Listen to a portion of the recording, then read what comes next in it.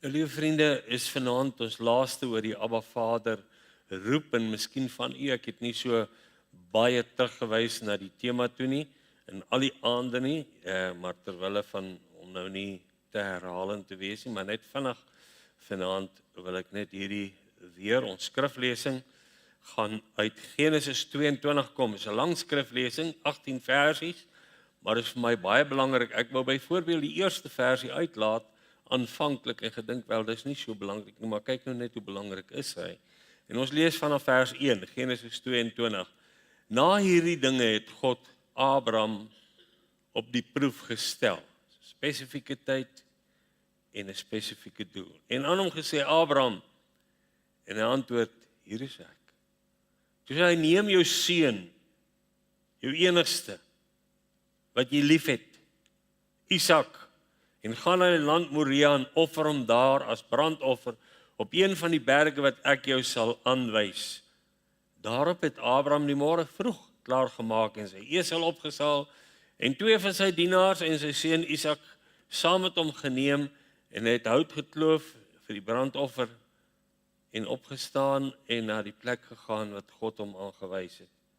En op die 3de dag toe slaan Abraham sy oë op en sien die plek van ver af, en Abraham sê aan sy dienaars, bly hier, julle by die esel, ek en die seun, wil daarheen gaan, om dan bid, en dan na julle terugkom.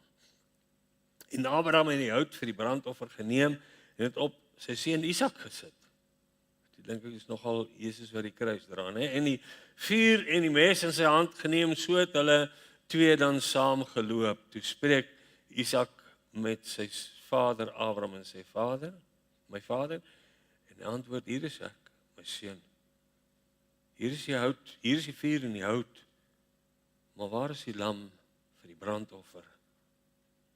En Abraham antwoord, God sal vir homself die lam vir 'n brandoffer voorsien, my seun.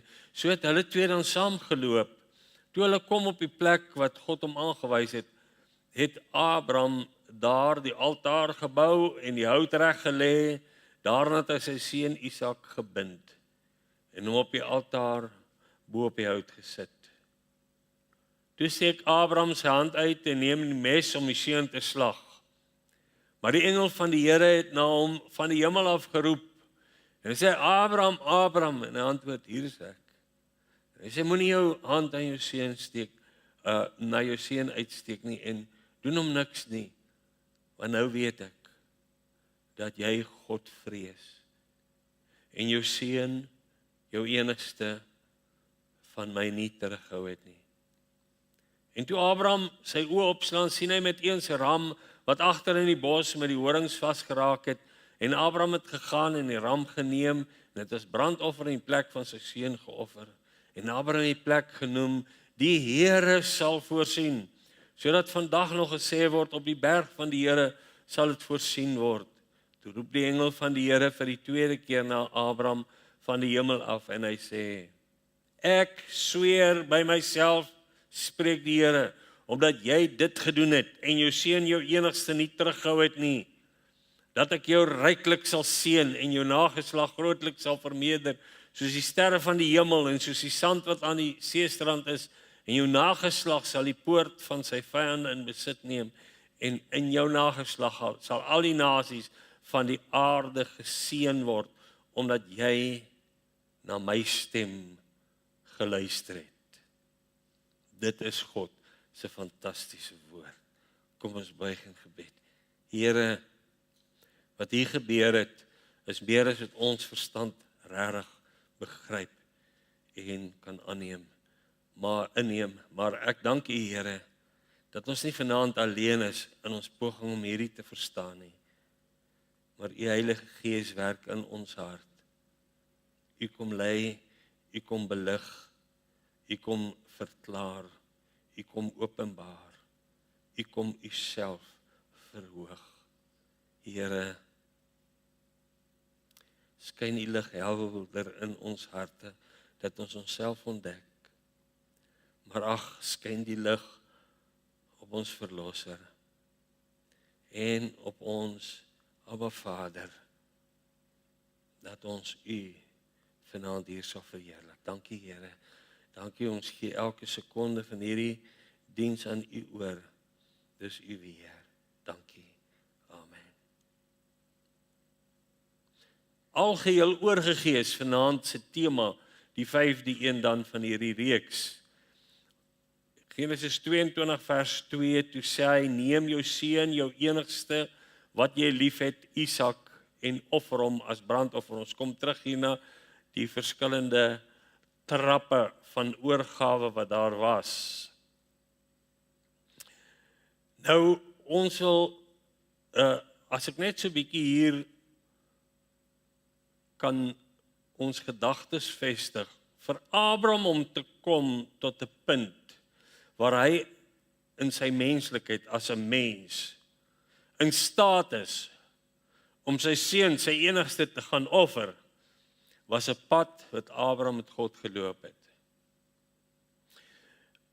In 2 Petrus 3 vers 18, ek het die vers aangehaal in die week, julle moet toeneem in die genade en die kennis van ons Here en Saligmaker, daai toename wat nodig is. In die genade, en ons het gesê genade is die vermoë om deur God, wat God ons gee, deur ons Here Jesus, om sy wil volkome te doen. Genade, sy vermoë, dat ons sy wil kan doen. Want anders kan ons dit nie doen nie. So daarom het ons elke dag genade nodig, en daai genade moet toeneem.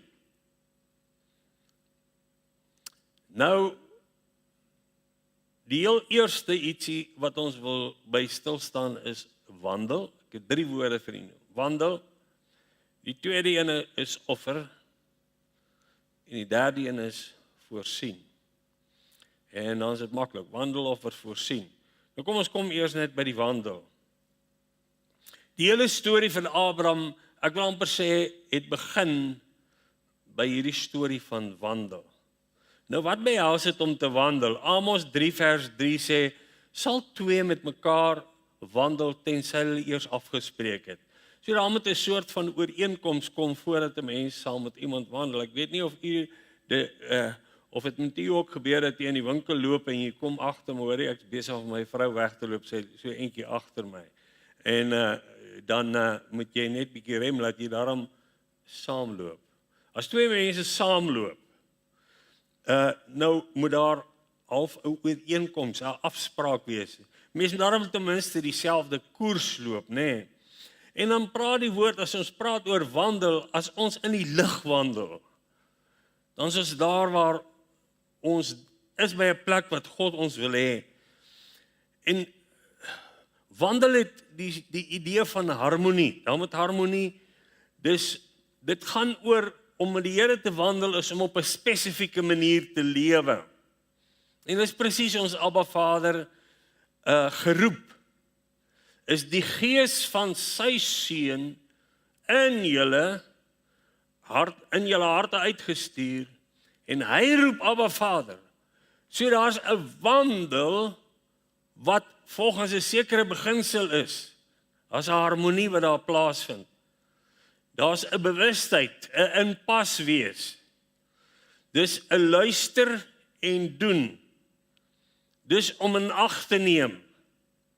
Nou, ek het sommer vanaand, ek weet nie, hier's heel wat, hele paar ouer mense ook, en van die manne wat in die weermag was, sal weet wat dit beteken. Jy weet, as die roofies daar inkom in die weermag, dan doen elke mens sy eie ding, né? As hulle tot stilstand kom, en dan is dit, hulle het vreeslike beskrywings daarvoor in die weermag, maar hy gedoef, as die voete nou neerslaan, né? Ek sal dit nie vanaand hier herhaal wat hulle daar vir ons sê, die kopper gesê het nie. En dan word daar vir jou gesê, rig op die linkerflank. Jy moet kyk, en as jy nou loop, dan moet jy fokus, dat jy in lyn bly. En daar's groot moeilikheid as jy nou nie in lyn bly nie. En die korporaaltjie sal jou storm, en so voor jou kom staan, sommer so 'n kleintjie, jy weet, dan staan hy voor jou. Dan sê, wat is daai twee goed aan jou oor, aan jou kant van jou kop? Is dit ornamente? Weet jou ma jy is hier? Wat maak jy hier, hoekom luister jy nie? As daai ou sê links, dan is dit links. En jy moet reageer daarop. En dan word jy so 'n bietjie mooi uitgeskel oor dit. 'n ander analogie wat ek wil maak oor hierdie wandel. Jy weet, dit is daar leer ek. Daai roofies word nou uit elkeen sy eie ding doen, is nie glad nie ons om saam te wandel, om in pas te wees. En dis om met die Here in pas te wees. Dit is om ons gemeente in pas te wees, om luisterende te handel, om in harmonie te wees. En nog 'n prentjie wat ek in my gedagtes sien, van u was miskien al, het nou dit ook al gesien, is 'n simfonieorkes. As daai mense wegtrek as hulle begin, dis chaos. Dis alkeen sy eie noot. En dis nou eers 'n instemmer en is 'n tita-doda en die vreeslike lawaai. En dit is nou regtig onaangename klanke. En dan word alles stil. En daar kom die dirigent en hy wys. Hy wys daai maestro, hy wys. En op daai presiese maat is daar 'n harmonie. En die mooiste klanke vloei voort. Want al die instrumente is nou ingestem op een stem. En dit is vir my hierdie idee van te wandel. En dis 'n baie wonderlike iets wat die Here sê. Nou, waarom ek die wandel storie noem is Genesis 17. Dis nou waar, ons het nou vanaand Genesis 22 gelees. Maar Genesis 17 kom die Here en hy openbaar homself aan Abraham. Vers 1, en toe Abraham 99 jaar oud was, het die Here aan Abraham verskyn en vir hom gesê: Ek is God, die Almagtige. Wandel voor my aangesig, dan sal jy opreg wees. En dan bietjie verder aan sê hy, 'n ewige verbond om vir jou 'n God te wees. So dis daai wandel, ek is God, die Almagtige, wandel voor my aangesig. Nou, hierdie Almagtige is die eerste keer van Genesis af, van die begin van Genesis 1 met die skepping, is dit die eerste keer wat die naam van God genoem word, El Shaddai. En dis hierdie, wat vertaal is by ons as Almagtige, of Algenoegsame, die Engels Almighty, die een wat alles kan doen.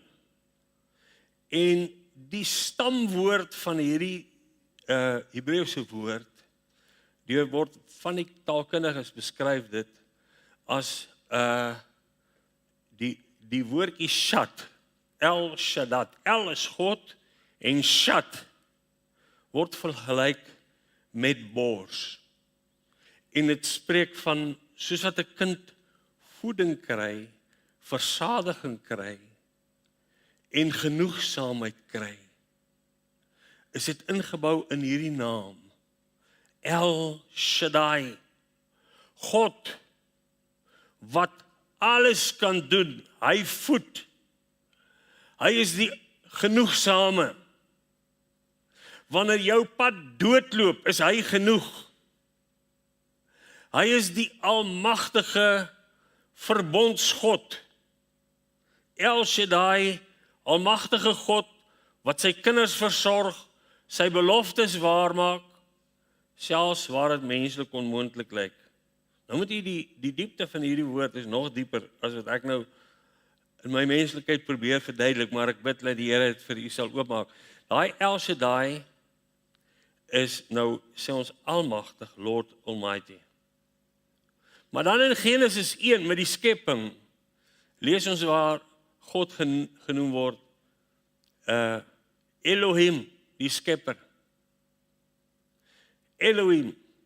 Nou, volgens die skeppingswette, het God gemaak dat 'n vrou op 'n sekere ouderdom, hou sy op, dis skeppingswette, dat sy ophou dat iemand nie in 80 jaar oud in die ouer huis sit en 'n babatjie kry nie.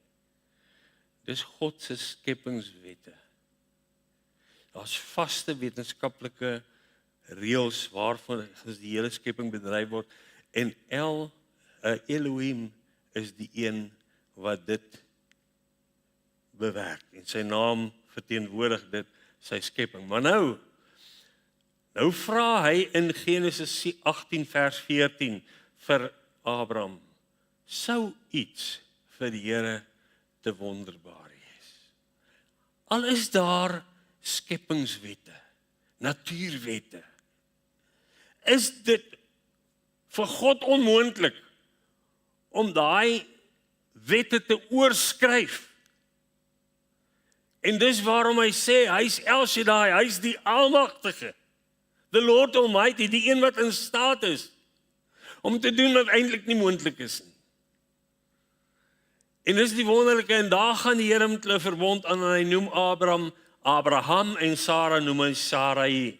En hy gee die besnydenis as teken dat hulle kinders moet vertel van hierdie wonderlike El Shaddai, die algenoegsame God. En dis waar Abraham toe moet leer wandel, hoor nou mooi die woordjie wandel voor my aangesig.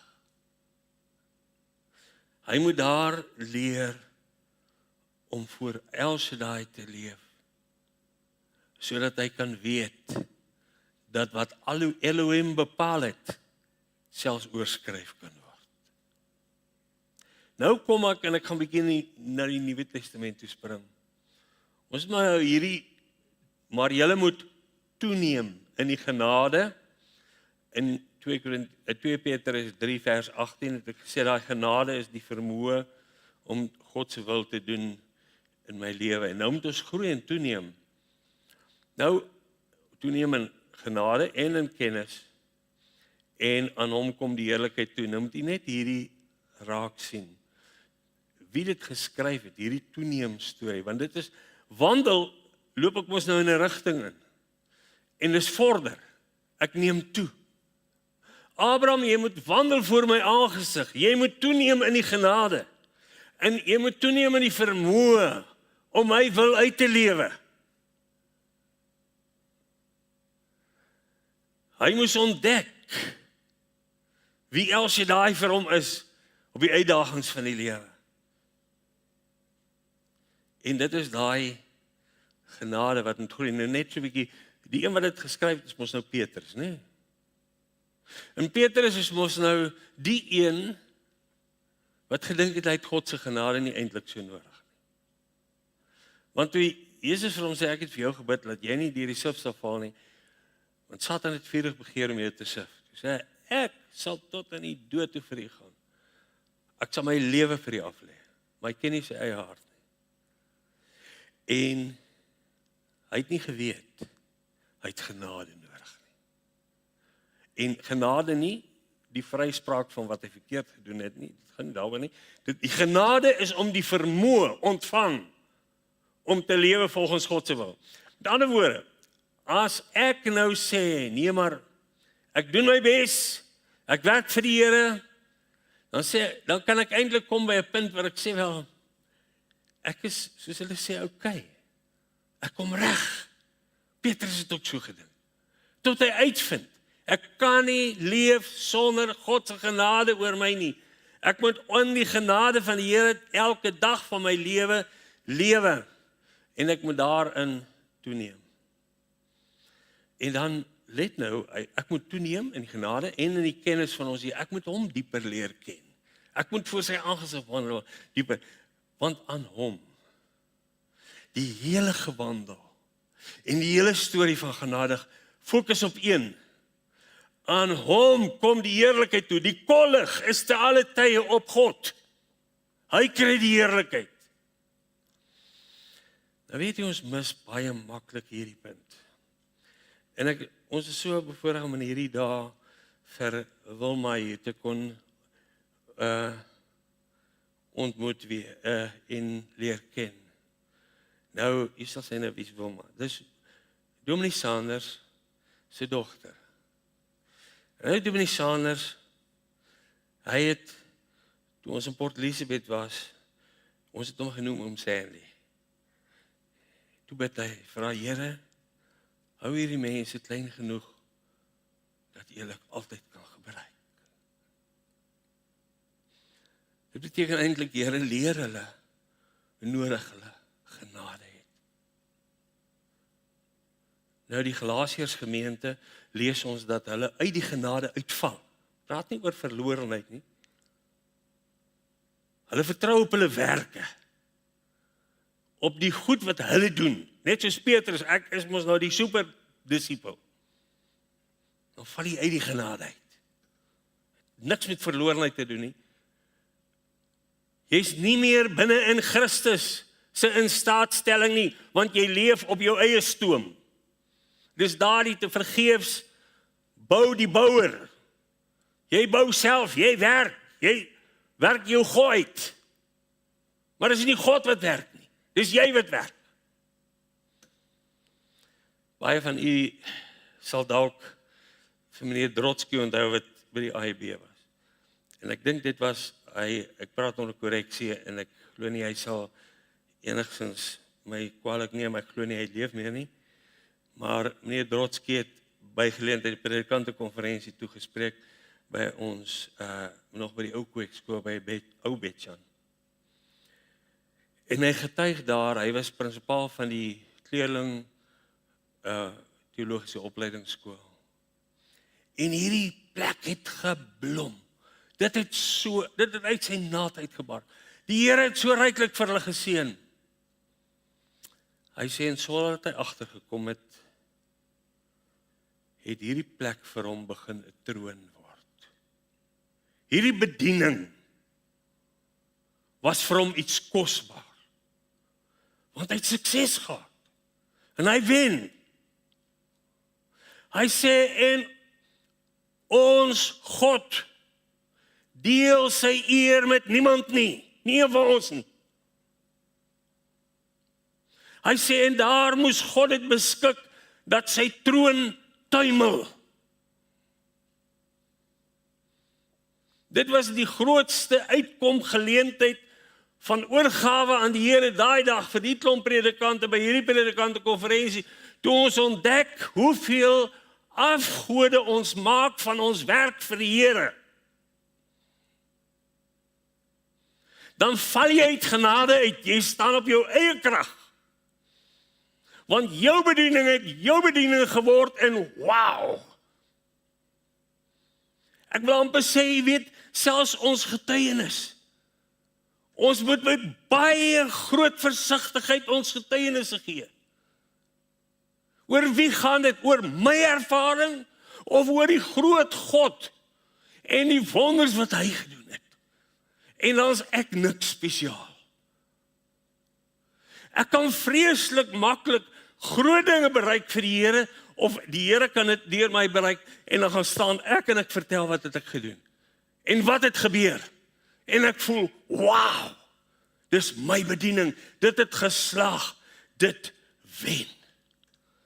Mag God ons bewaar, en mag hom Sandy se gebed waar wees, van elkeen van ons vanaand hier, van hierdie gemeente, weet u, 'n gemeente, en ek wil dit met groot liefde en groot respek vir u as gemeente sê, moet nooit die idee hê, Wonderboom gemeente, moet wauw wees nie. Ekskuus daarvoor. Die God, wat hier geëer moet word, hy is God. En as die Here wauw doen in hierdie gemeente, is dit net hy wat die eer kry. En as 'n gemeente nie klein bly voor die Here nie, dan vat hy hulle kandelaar weg. As 'n diensknegt van God, sy werk sy God word, ja, dit kom van die Here af. Dan vat die Here dit weg, as ons te hoog gaan staan. Hoor wat sê daai vers. Aan hom kom die heerlikheid toe. En elke dag van ons lewe, as jy 80 jaar op die pad is, het jy elke dag nog meer nodig om in genade te groei, om dieper in die genade van God in te beweeg.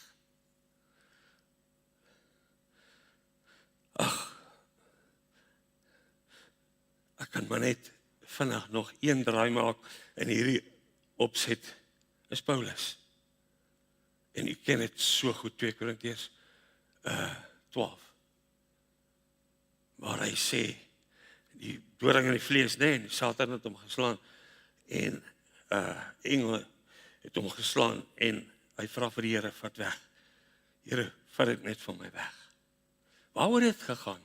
Hy sê sodat hy nie sal roem nie. Waaroor het gegaan? Hy het hierdie ondervinding gehad, waar hy weggedruk is tot in die 3de hemel. Nou het hy vreeslike getuienis. Die Here het hierdie groot dinge vir my gedoen. Mense, ek, Paulus, het 'n groot geestelike ervaring gehad. Wee jou siel, dis God wat die eer moet kry, nie jy nie. En die Here sê vir hom, my genade, sien die woordjie genade, is vir jou genoeg. Jy sal in afhanklikheid van my lewe. En as jy daar buig, gaan ek jou dwars deurvat. My genade is vir jou genoeg. So, van hoofstuk 17 af in Genesis tot hoofstuk 22, is so 15 tot 20 jaar wat verloop het, soos wat ek kan nalees. En daardie was 'n pad wat die Here geloop het met Abraham tot die plek waar hy sy seun, die genade, die instaatstelling van God, is nie uit homself. Hy moes 'n keuse maak, hy moes die prys bereken, maar hy sou dit nooit kon doen nie. Die Here het hom laat toeneem in genade, tot daai plek. So as die pad rof raak, as dit bietjie opdraande is, as dit vir u swaar gaan, kruip dieper in die genade van God in. Here, ek is van u afhanklik. Die genade is ek is afhanklik. Ek staan nie op my eie voete nie. En nou ek gaan nie hierby veel tyd spandeer nie, maar sy pad, dinge wat hy ervaar het daar, hy ervaar in hoofstuk 19 die regverdigheid, maar ook die barmhartigheid van God, die verwoesting van Sodom en Gomorra en hoe hy gepleit het, hoe hy gebid het. Dis alles, hy is nou besig om te wandel met die Here, né? En nou leer die Here om hierdie goed. Nou lees ons in hoofstuk 20 hoe God hom beskerm. Hy lieg alweer. Hy's in verhouding met hierdie verbondsgod. Maar hy lieg weer oor Sara by Abimelech. En hy vind God verwerp hom nie. God is 'n genadige God. Maar hy loop met hom 'n pad om hom te wys. En die Here bewaar vir Sara. Hy praat met Abimelech. Die Here gryp in 'n situasie waar hy aangejaag het. Hoofstuk 21. God voorsien wonderlik vir Isak. Maar dan vind ons die storie ook in hoofstuk 21 van Hagar en Ismael, en God doen die onmoontlike, en hy self die oorstaak van baie, baie moeilikheid in sy lewe, en hoe hy op die ou end Hagar en Ismael moet mag gaan. Dis die pad van genade, waar hy God se genade leer ken, wat hy agterkom. Ek is nie so bereid as wat ek dink nie. Ek het God nodig. Romeine 12 vers 1, net so vinnig nog ietsie uit die Nuwe Testament. Ek vermaan julle. En daai woordjie vermaan is nogal daai selfde woordjie parakaleo wat ons in die aande wat verby is. Daai van ek staan langs jou, ek bemoedig jou. Gisteraand sinne, ek vermaan, ek bemoedig jou. Dan broeders, by die ontferming, by oikietirmos, by daai liefdevolle hart van God, en nogal meer ontferminge, die liefdevolle teerheid van God, dat julle julle liggaam stel, as 'n lewende heilige aan God welgevallige offer, en ons het nie tyd om dieper in te gaan nie, maar die lewende heilige aan God welgevallige offer, met ander woorde, soos wat Abraham nou vir Isak gaan offer het, is jou aardse lewe, wat jy lewe in hierdie, jou hele praktiese lewe, van die môre tot die aand, 'n lewende heilige aan God welgevallige offer, alles wat jy doen, alles wat jy is die Here se. Alles offer ek aan die Here, dis syne. 'n lewende, voortdurende. Daai lewende is nie iets wat net 'n oomblik is nie. Dit hou aan. Dit neem toe. Julle liggame. Dis vreeslik. Die liggame kry partykeer swaar. Ons dink aan Paulus as hy hier skryf, jou liggaam moet 'n offer aan God wees, en trek hy sy baadjie uit. En dan sê hy, kyk, 5 keer op 1 na 40 houe. Kyk die littekens op my rug, as jy praat van offer aan God, Paulus kan praat. Hy sê, kom, daai lyf van jou wat God jou gegee het, wat soms kreun en kerm, en nie wil aangaan nie, gee hom vir God. Dis die Here sin, dat hy dit gebruik. Maar dan gaan hy verder, vers 2, en hy sê, word nie aan hierdie wêreld gelykvormig nie. Die hele manier van dink van die wêreld is die mekaar. Hy sê, maar word verander. Verander. En hierdie verander, metamorfose, is 'n voortdurende verandering. Dis iets wat aanhou. God moet ons elke dag van ons lewe verander. Here, verander my. Verander deur die vernuwing van julle gemoed. Jou hele denke. Een van die vertaling sê, dat God jou denke verander. Ons manier hoe ons dink, moet heeltemal verander. En dit moet voortdurend, elke dag. Sodat ons kan weet wat is die welgevallige en volmaakte wil van God. Sien jy die genade? Om God se wil te doen. Moet God my binneste verander, my denke verander, hoe ek lewe, en dis die wandel.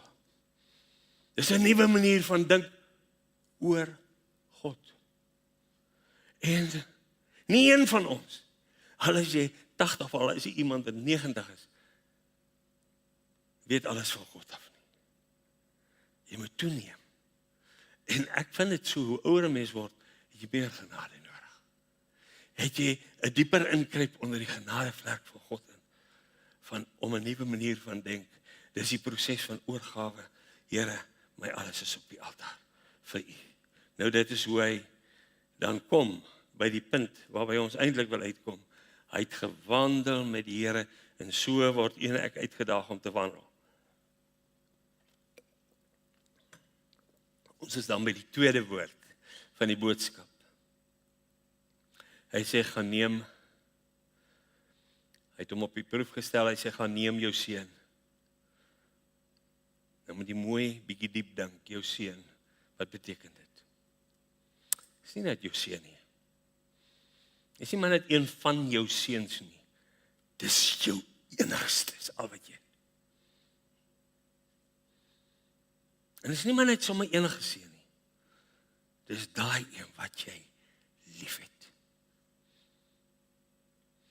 En sy naam is Isak. Dit beteken gelag.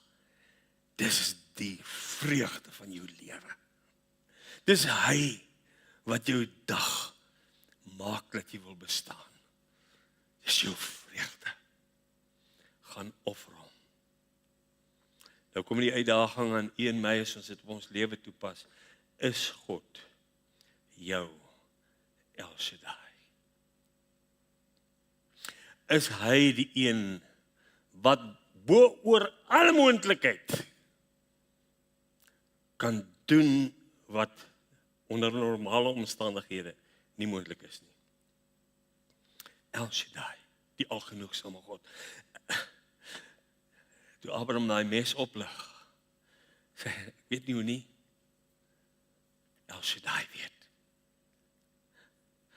Al met hierdie wonderwerk gebeur, ek glo dit gaan gebeur, hy gaan dalk uit die dood uit opstaan. Dis El Shaddai se. Hy kan my hele offer maar neem.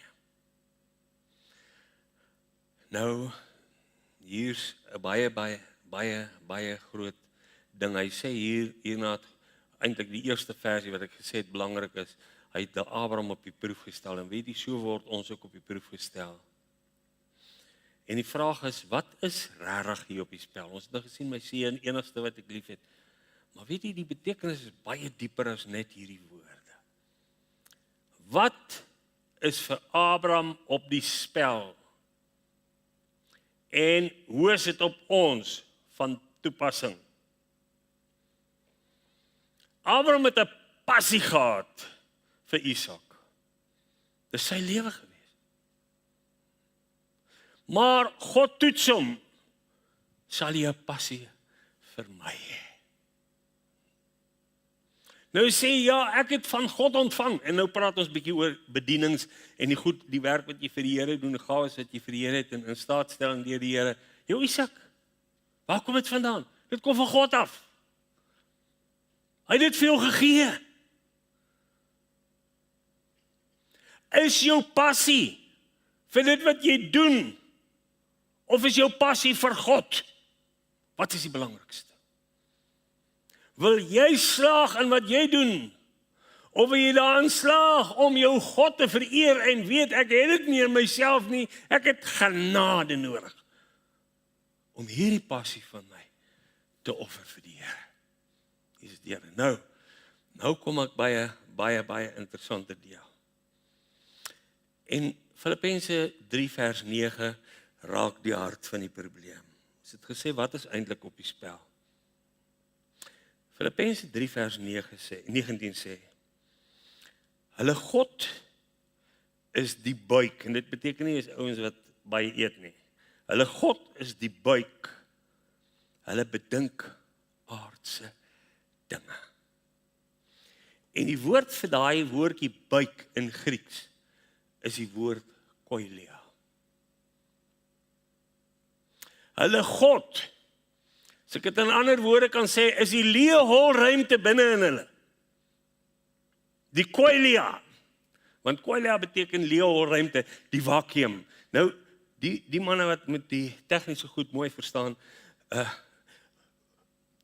die vermoë van vakuum, kan 'n trein van 2 kilometer tot stilstand bring. Vakuum. Dis ontsaglik sterk. En die leë hol ruimte binne in 'n mens, wat jy probeer vul, is in staat om jou hele lewe om te keer en verkeerd te maak. Daai leë hol buik. Waarvan praat ek nou hierso? Ek gaan terug na Adam en Eva. Wat is in die tuin van Eden verloor toe Adam en Eva gesondig het? Die twee goed wat hulle gehad het, die twee kosbaarste goed. Die een was, hulle het geweldige betekenis gehad. Kyk, as daar iemand was wat kon sê, hoor die ek het betekenis, hy gee al die diere name. Hy is onder God se bevel, hy is God se diensknegt, hy is God se verteenwoordiger op aarde. Sy lewe het betekenis. Die tweede ding wat hy gehad het, is intimiteit. Hy het hierdie intimiteit gehad, hierdie naby aan God wees, hierdie wandel in die aandwindjie, hierdie gemeenskap met God, hierdie om nie eensaam te wees nie, om te weet die Here is by my, hierdie vervulde lewe van twee goed, betekenis, of impak kan ons dit noem, en intimiteit. So daai leë hol ruimte is toe nou dit wat verloor is by die sondeval, want hy het geen betekenis meer nie, want God is nie meer met hom nie. So hy het sy betekenis verloor.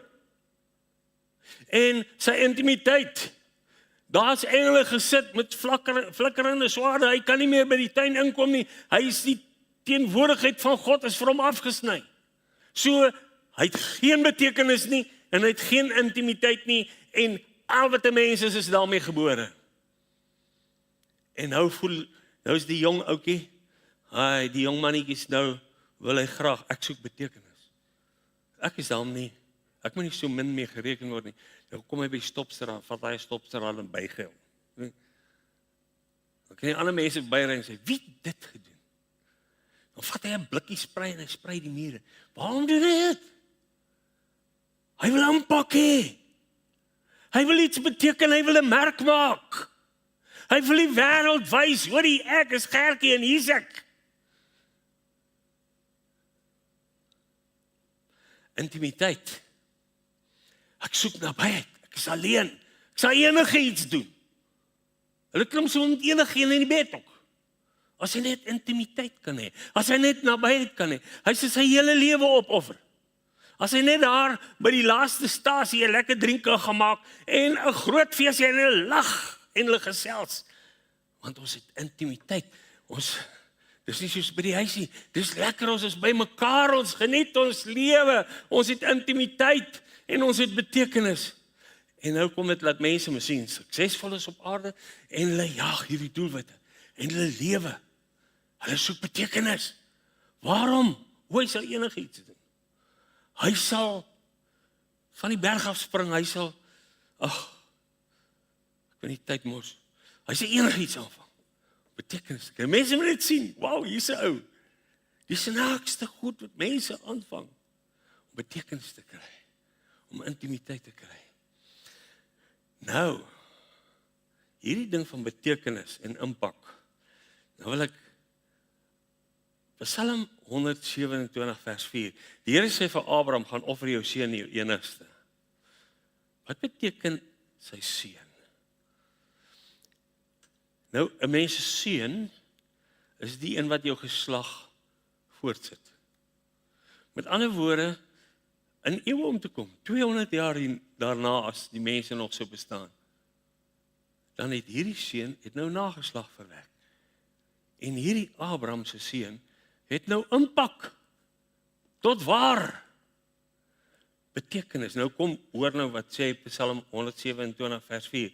Soos pyle in die hand van 'n held. So is die seuns van die jeug. Gelukkig is die man wat sy pylkoker daarmee gevul het. Nou daai pyle in die hand van 'n held. Wat doen 'n pyl in die hand van 'n held? Hy oorwin 'n nasie. Hy kan 'n oorlog wen. Want hy het die vermoë, hy het 'n pyl, hy kan die ding doen. En dis die simboliek daarvan. Die betekenis wat 'n mens het. Dis die betekenis wat Abraham het. Abraham, gaan offer jou impak in die lewe vorentoe. Hierdie seun van jou, as hy sterwe, is dit verby. Want jy niks meer nie. Hierdie wat jou vervulling gee, wat maak dat jou lewe vir jou vir die moeite werd voel. Hierdie impak wat jy het, wat jy aan verlore deur Adam se sonde het, hierdie impak. Gaan offer dit vir my.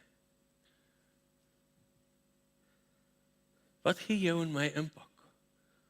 Dat jy voel, hoor, ek het betekenis. Daai hoë posisie, ek word gekies op die kerk, ek word hier, ek kry hier, ek doen 'n ding en ek is, wow, ek het betekenis. Mense sien my raak. Ek is die pyl in die hand van 'n held. Kom, Abraham, kom gee jou impak vir my. En daar moet gereken word met iemand met impak. Maar die intimiteit, oor daai intimiteit, daai nabyheid, daai liefde van hom, dis sy seun, dis die een wat vir hom alles is. Kom gee jou intimiteit. Kom gee dit vir my. Dit wat vir jou laat voel, jy is die werd, jy is die moeite werd om mee te verbind, jou intimiteit, jou honger van daai leeukooi wat gevul wil word met iemand, as ek net iemand kan kry wat my raak sien, wat ek nie meer so alleen is nie. Intimiteit.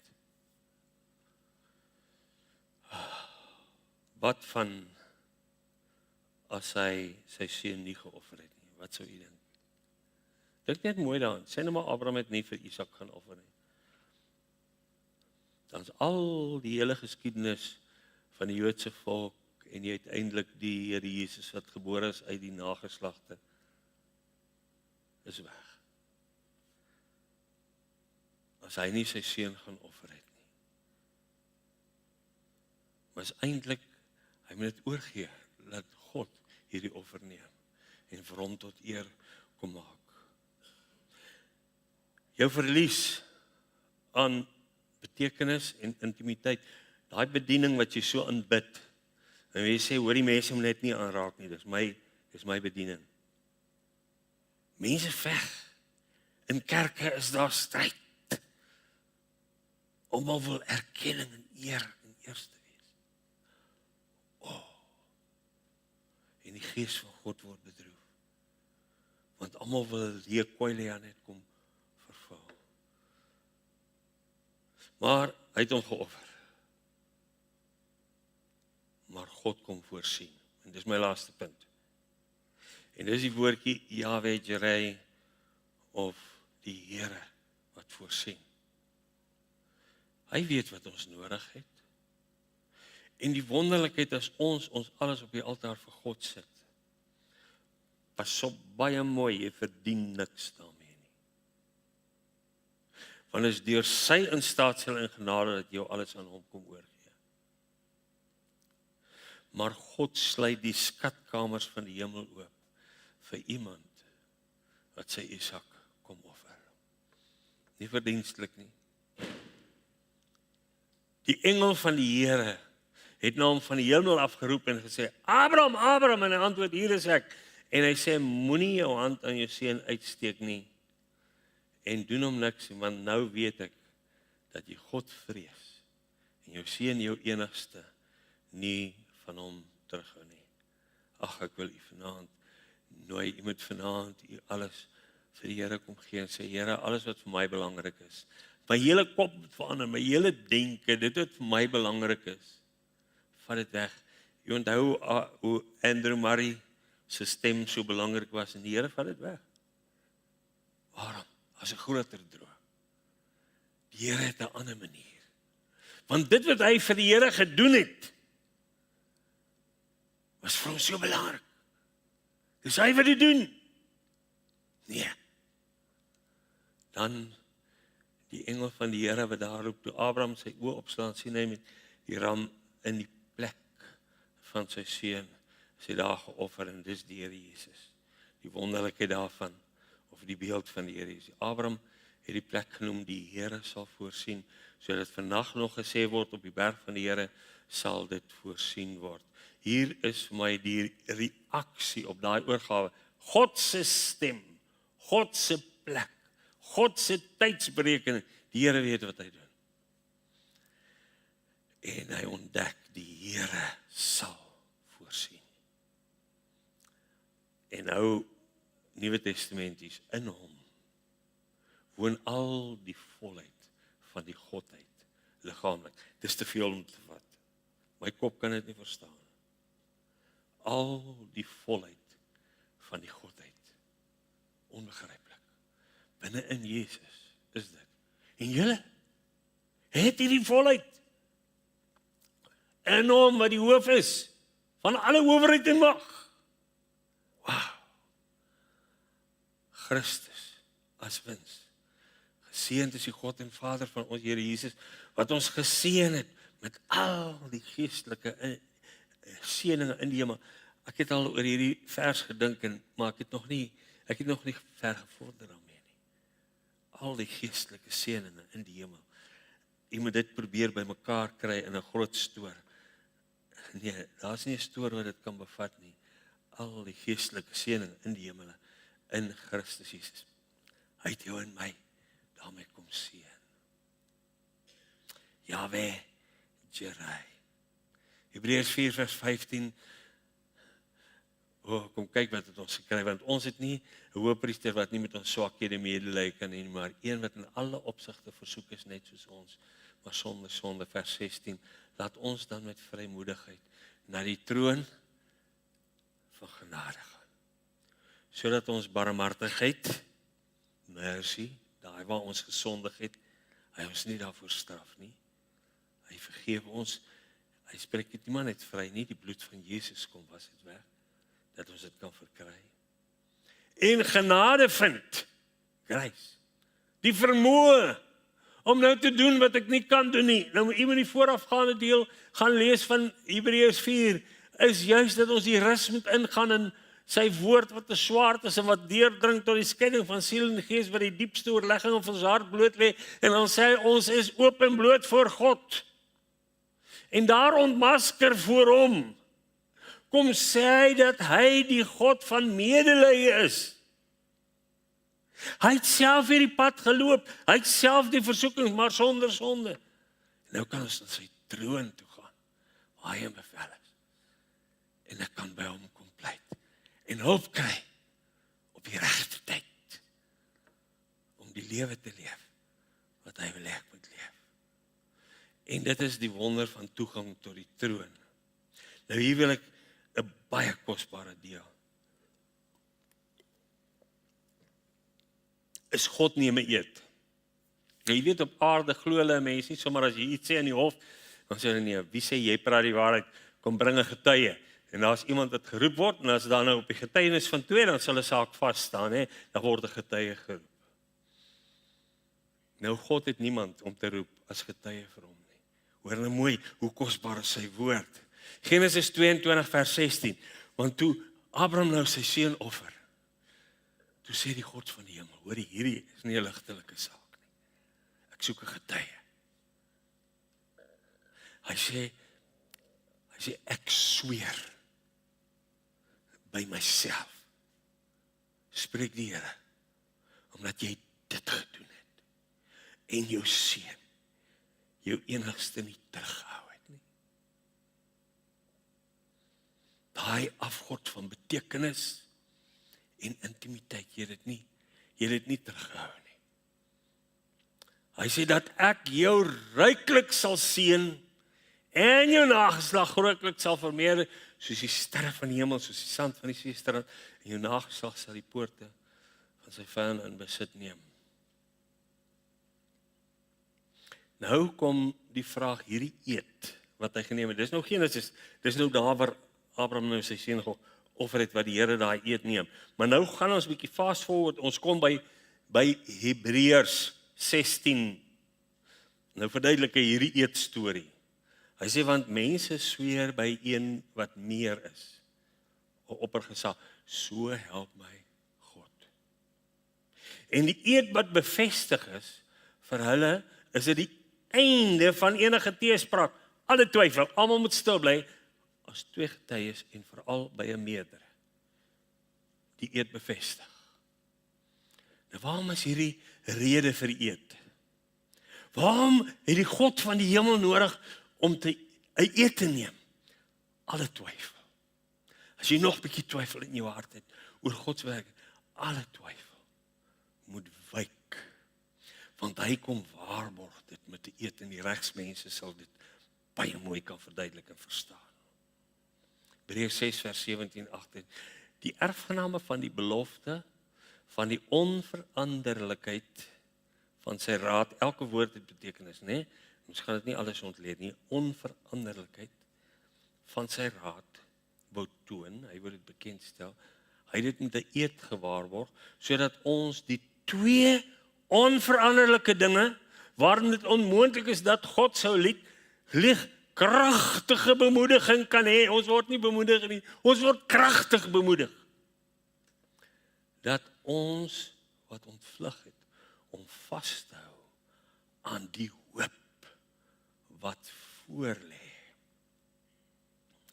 Nou, hier, wat is hierdie 2 onveranderlike dinge? Wie van die het al daaroor bietjie gepeins? Wat is hierdie, hy het by hierdie 2 onveranderlike, dis 2 goed, wat maak dat hierdie waarheid waar is, en dis sy eed, nee? Dis hierdie, wie hy is, en wat hy sê, dis die 2 onveranderlike dinge. En wie was wat hy is? Jesus kom na die aarde toe, en hy, hier is God die Vader, dit is hy. Maar hy is nie net die is nie, hy is ook die sê, die lewende woord. Ons lees van hom, in die begin die woord, daai Johannes 1, wat sê, Jesus word die woord genoem. Met ander woorde wat hy sê, en wie hy is die 2 goed, die 2 ankers, wat het onveranderlik maak, dat God aan jou en my, die hoop van die ewige lewe gee.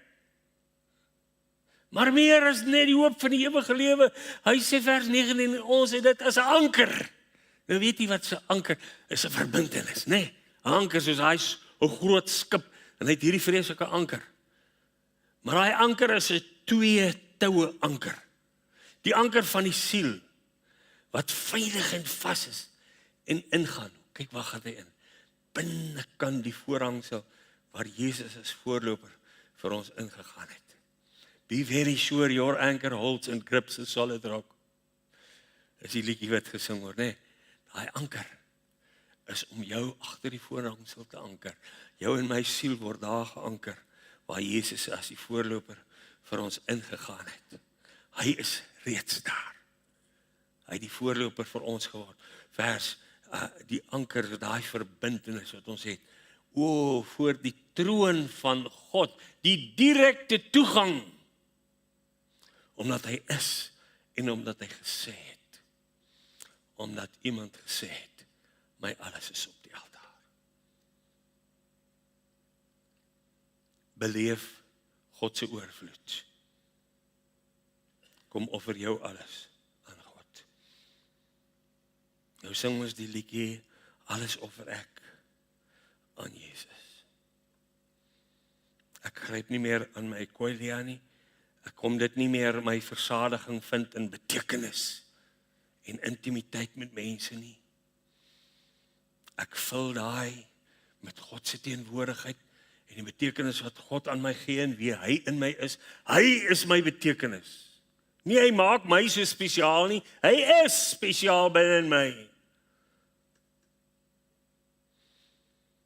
Nou die werklikheid is, jy en ek kan nie vir die Here sê, wow, kyk net wat het ek geoffer, en daarom kan die Here vir my nou gee nie, nee.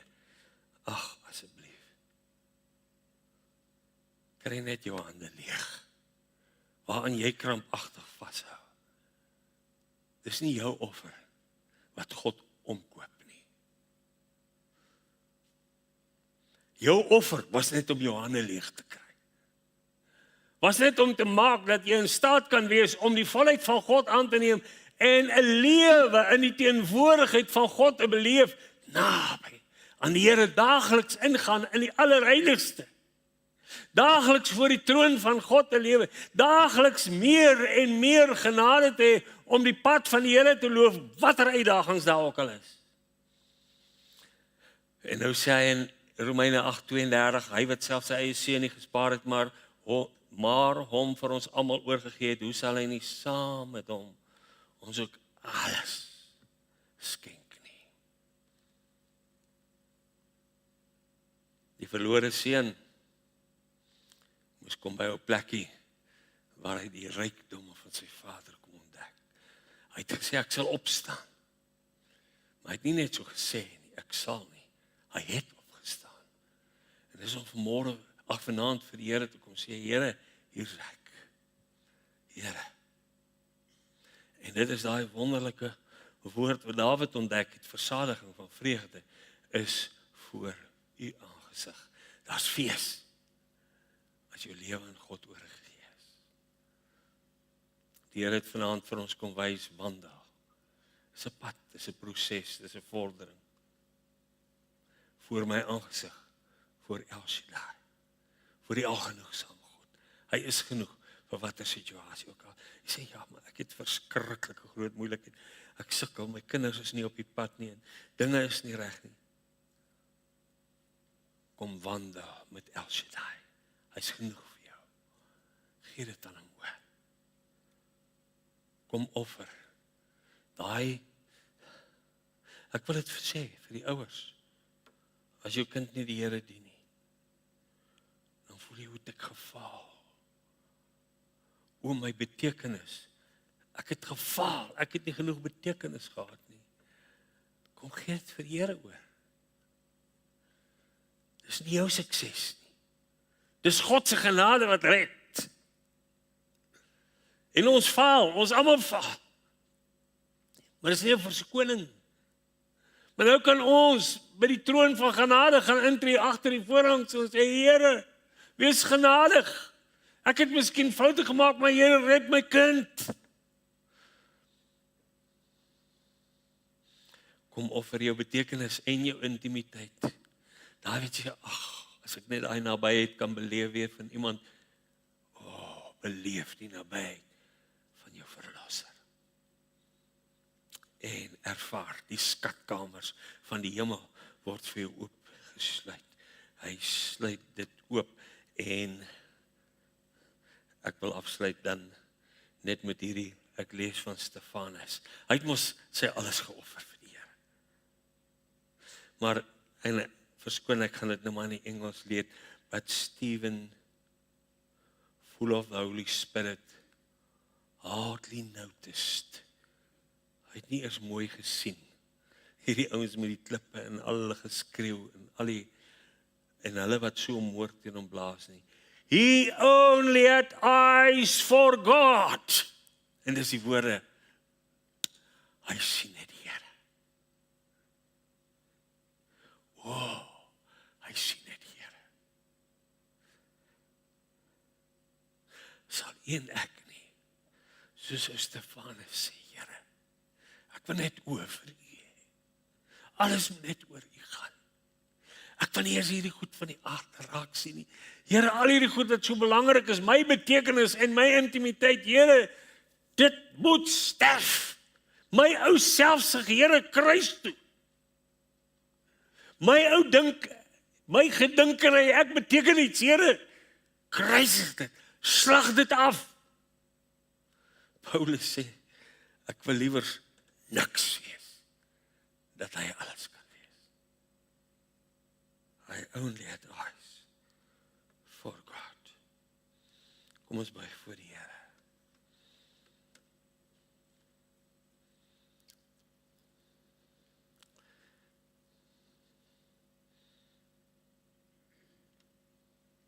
Ons word net bietjie stil voor die Here. En ek wil hê jy moet daar in u hart moet die Here vir die Here antwoord. Abraham is getoets. Hy moes antwoord deur aksie, nie woorde nie. Hy moes opstaan en sy kind gaan offer. Vanaand net vir die Here te sê, Here, hier is ek. My alles op die altaar.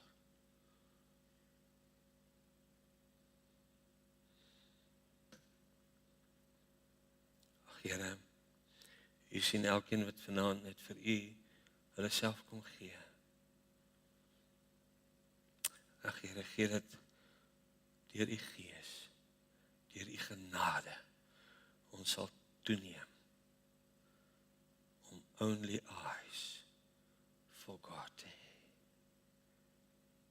Dankie Here. Amen. Ons gaan 'n slotlied saam sing. Ek kan hoor my Heiland roep my, neem die kruis en volg my na. Kom ons sing dit staande saam.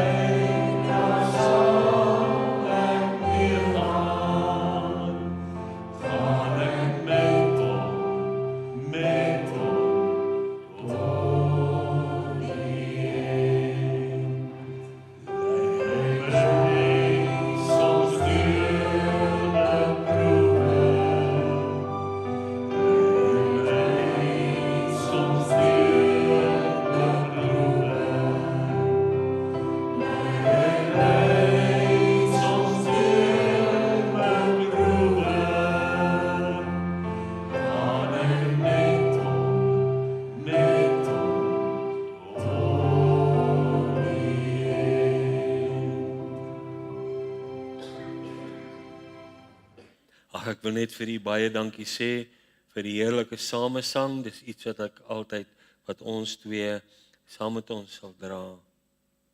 En my gebed is dat hy die skatkamers van die hemel vir u sal oopsluit. Dat u alles voortdurend op die altaar sal wees. Mag die Here u ryklik seën. Ek dink ons kan seker net daar agter gaan staan in die groet wat nou gaan loop, maar dan gaan ons seker koffie drink, né? Ons gaan koffie drink en ons sal daar ook bietjie met die gesels. Maar die van u wat moet gaan, ons verstaan. En ek en Esther sal net daar graag vir die ander gee net dankie weer vir almal wat ons so bederf het. Mag die Here u ryklik seën. Die genade van ons Here Jesus Christus, die liefde van God ons Vader, die gemeenskap van die Heilige Gees, wees en bly met u elkeen.